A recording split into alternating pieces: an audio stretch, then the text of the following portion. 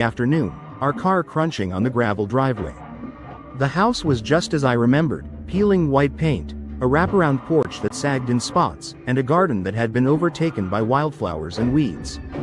For Emily and me, summers at our grandparents' place had always been about catching fireflies, eating pancakes drowned in syrup, and listening to Grandpa's long-winded stories by the fire.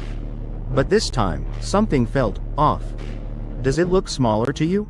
Emily asked, brushing a strand of blonde hair out of her face as she surveyed the house. "Yeah," I said, though I wasn't sure if it was the house that had shrunk or if we had just grown too big for it. We were in our late teens now, nearly adults, but standing in the shadow of the place, I felt small again. Grandma and Grandpa greeted us at the door with tight hugs and their usual warmth.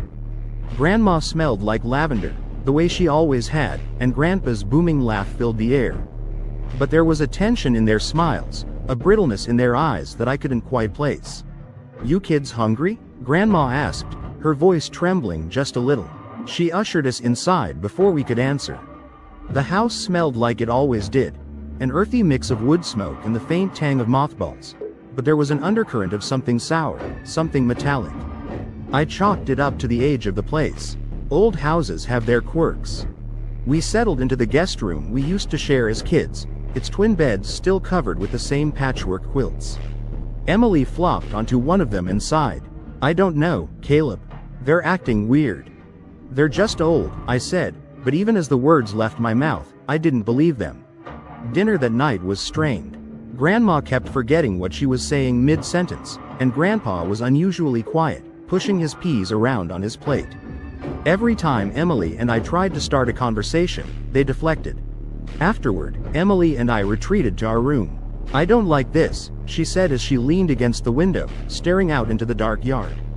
The only light came from a single bulb on the porch. "Stop overthinking," I said, but I couldn't ignore the knot of unease growing in my stomach. That night, as we lay in our separate beds, I heard whispers drifting through the thin walls. Not the murmured words of old folks talking before bed, but sharp, urgent whispers. They made the hair on my arms stand up.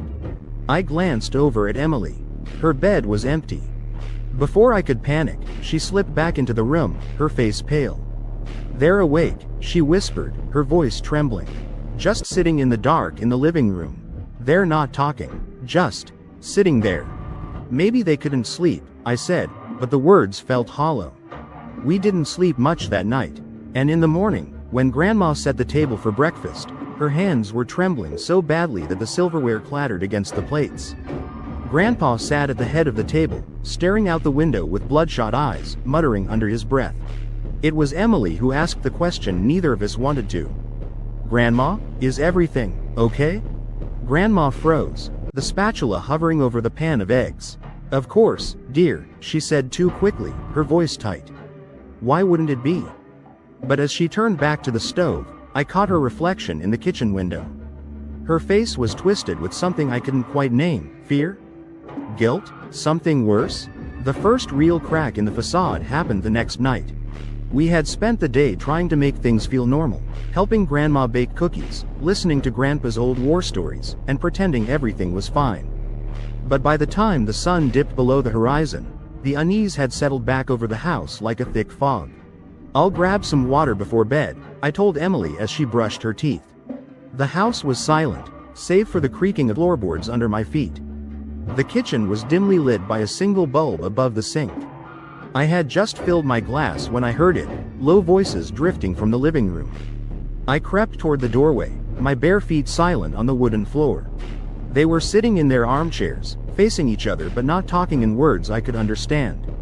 Their lips moved too fast, their voices a series of guttural clicks and hums that didn't sound like any language I'd ever heard. My heart hammered in my chest. I stepped closer, peeking around the corner.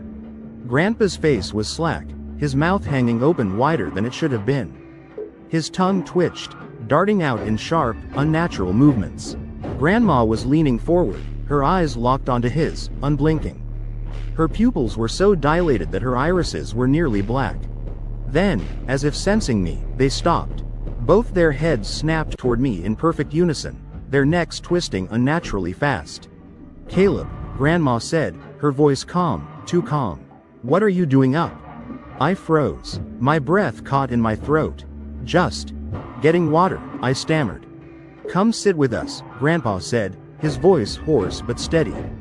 There was a strange edge to it, like he was forcing it to sound normal. No, I'm going to bed, I said quickly, backing away. Their eyes stayed fixed on me, unblinking, as I turned and fled down the hall. Back in the room, I locked the door and shook Emily awake. What? She mumbled, rubbing her eyes. My voice faltered. They're not normal, Em. I don't know what's going on, but something's wrong with them. Emily sat up, her face paling as she saw the fear in my eyes. What happened? I told her everything. She didn't laugh or call me paranoid. Instead, she nodded slowly, her jaw tight. We need to leave. We packed our things in silence, shoving clothes into our backpacks with shaking hands.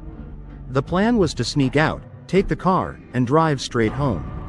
But as we cracked the door open, the hallway was filled with the faint sound of breathing, slow, labored breaths, like someone was struggling for air.